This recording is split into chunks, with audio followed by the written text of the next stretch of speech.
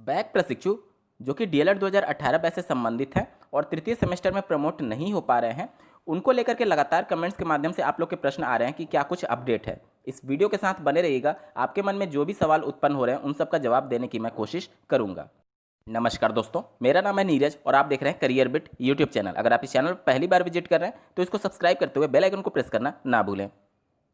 सबसे पहले कुछ गलती पर नज़र डाल लेते हैं जो कि प्रशिक्षुओं के द्वारा किया जा रहा है। यहाँ पर जिनकी भी प्रथम सेमेस्टर या फिर द्वितीय सेमेस्टर में बैक लगी हुई है, सभी अलग अलग अपने लिए मांग कर रहे हैं कि जिनकी सेकंड सेमेस्टर में बैक लगी है उनको फोर्थ सेमेस्टर परीक्षा में शामिल किया जाए, थर्ड प्रमोट करके, और कुछ अलग अलग मांगे चल रही हैं। यहाँ पर आर्टिकल में जब आप देखेंगे तो दूसरे पैरा में आप देखिए, डीएलएड 2018 बैच की छात्रा ने मुख्यमंत्री से मांग करते हुए कहा कि डीएलएड के ऐसे विद्यार्थी जो सेकंड सेमेस्टर में सभी विषयों में पास हैं, उन्हें प्रमोट तृतीय सेमेस्टर से वंचित करते हुए सीधे चतुर्थ सेमेस्टर की परीक्षा में शामिल किया जाए।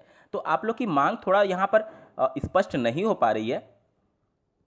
आपकी मांग बिल्कुल क्लियर कट होनी चाहिए कि जिनका सब्जेक्ट बैक हो, चाहे वह प्रथम सेमेस्टर या फिर द्वितीय सेमेस्टर से हो, कोई भी कन्फ्यूजन नहीं होना चाहिए। उनको थर्ड सेमेस्टर में प्रमोट करने की मांग होनी चाहिए और चतुर्थ सेमेस्टर की परीक्षा में शामिल कराए जाने की बात होनी चाहिए। कहीं ऐसा ना हो कि कन्फ्यूजन में कुछ फिर से डिसीजन ले लिया जाए और बाद में जो इससे वंचित हो जाए वह फिर से संघर्ष करने के लिए मजबूर हो। तो आपका जो मांग होना चाहिए वह जनरलाइज्ड होना चाहिए, जो कि सभी अभ्यर्थियों के लिए राहत भरी खबर हो। साथ ही मैं यहाँ ये भी कहना चाहूँगा कि आप कभी भी भ्रम में ना रहें कि आप थर्ड सेमेस्टर की परीक्षा दे लेंगे तो फोर्थ सेमेस्टर में प्रमोट हो जाएंगे, क्योंकि ये नियम के बिल्कुल विरुद्ध है। यूजीसी की गाइडलाइन हो या फिर उत्तर प्रदेश शासन की कमेटी की रिपोर्ट हो, कहीं पे भी फाइनल ईयर या फिर फाइनल सेमेस्टर वाले अभ्यर्थियों को प्रमोट करने का प्रावधान नहीं है और माननीय सुप्रीम कोर्ट ने इस याचिका को भी खारिज कर दिया है।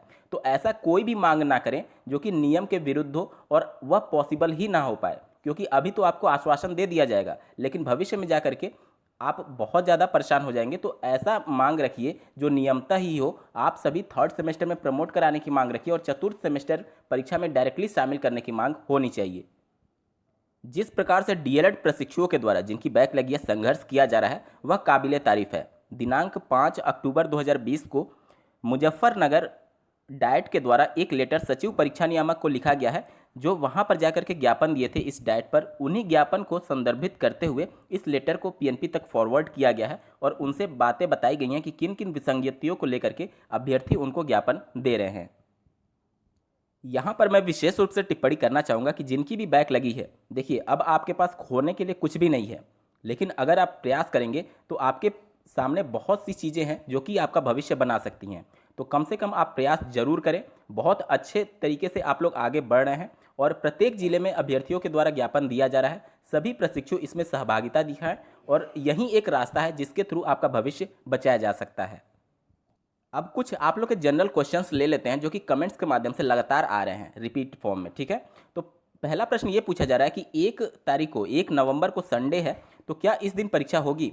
देखिए दोस्तों, ये जो परीक्षा कार्यक्रम जारी किया गया यह पूरी तरीके से सत्य है। इसके पहले भी किसी सेमेस्टर में संडे को एग्जाम हो चुका है, तो आप इस भ्रम में ना रहें कि संडे को एग्जाम नहीं हो सकता। ये एग्जाम शेड्यूल बिल्कुल जायज़ है और जेन्युइन है, जो कि पीएनपी के द्वारा ही जारी किया गया है। इसके साथ ही कुछ ऐसी मांग भी है जो कि बिल्कुल एक तरीके से तर्कसंगत नहीं है। आप देखिए, पहला पैरा जो समाप्त हो रहा है उसके तीसरे लाइन से बैक पेपर में पुरुष और महिला दोनों अभ्यर्थी शामिल हो रहे हैं तथा करवा चौथ के दिन भी परीक्षा है जो महिलाओं के लिए मुश्किल है।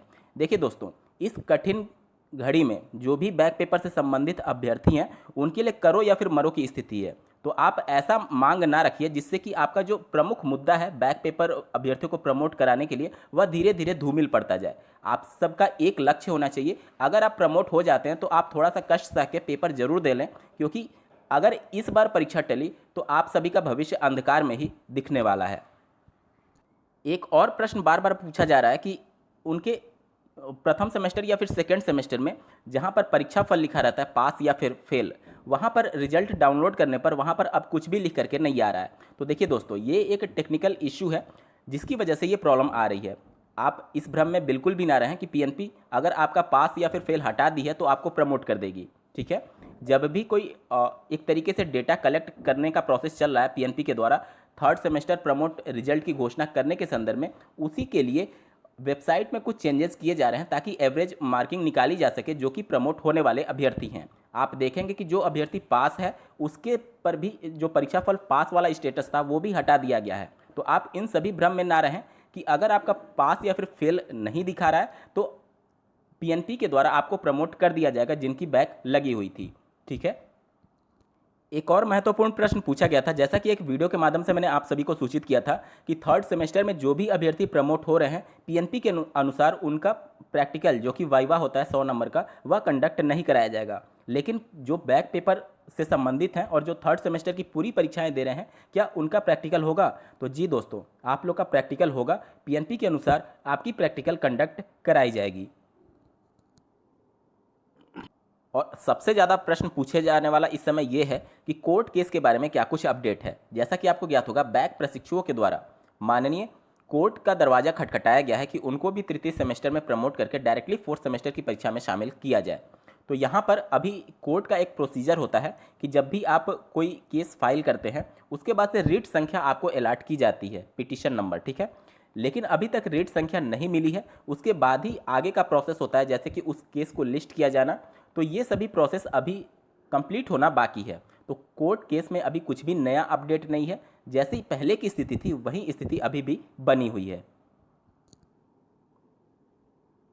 साथ ही डीएलएड 2017 बैच के फोर्थ सेमेस्टर में स्क्रूटनी के रिजल्ट को लेकर के भी बहुत से कमेंट्स आते हैं, तो उनके बारे में भी पीएनपी के द्वारा कोई भी अपडेट नहीं दी जा रही है। आज के वीडियो में बस इतना ही दोस्तों। उम्मीद करता हूँ आप सभी के डाउट्स को क्लियर कर दिया है मैंने। इस वीडियो को देखने के लिए आपका बहुत बहुत धन्यवाद। भगवान करे आपका दिन शुभ हो।